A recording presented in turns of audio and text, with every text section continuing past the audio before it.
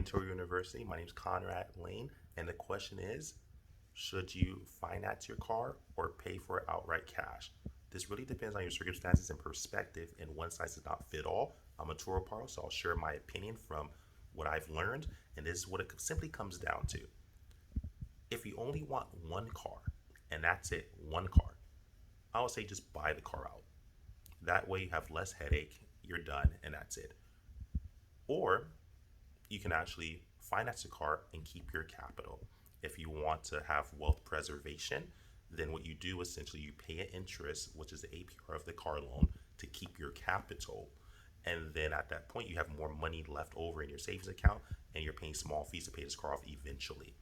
That's a wealth preservation strategy. So if you're on the wealth preservation side, you'll want to keep your capital, the money you have saved, and only finance it, even though you can afford to buy it outright. Don't do that. So you preserve your wealth. That way you can invest in other assets that are to your liking. Could be stocks, could be savings, whatever the case is, bills, whatever.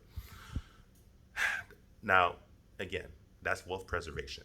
If you're on the side again where you just want to build one car fleet, and that's all your whole track minds that you just want that, then buy the car. What I've seen work for most wealthy people that I've at least come in contact with. I can't speak for you. I'm not your CPA. I'm not your tax person. Don't serial litigate me. I'm just sharing what I've seen. They don't spend their money on that. They'll finance the car.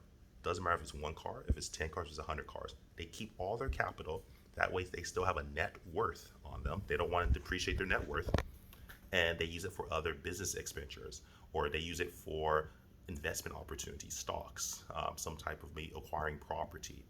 Because remember, if you could use credit and pay it off eventually, yes, you'll pay APR, yeah, you'll pay interest. So for those people that say, hey, but yeah, you have to pay interest and you probably end up paying more for the car, you could just buy it outright. That's true. But you have to remember, they want the power of money now. So they probably want to invest into other properties or other commercial assets or stocks, etc. Whatever the case might be, you have to figure out what the strategy works for you. So figure out, are you on a wealth preservation mindset where you just want to preserve your wealth and just use credit to allow you to have a barrier of entry into these car assets so you can rent and make money at the same time while you're also building your wealth and keep that large sum of money in your account?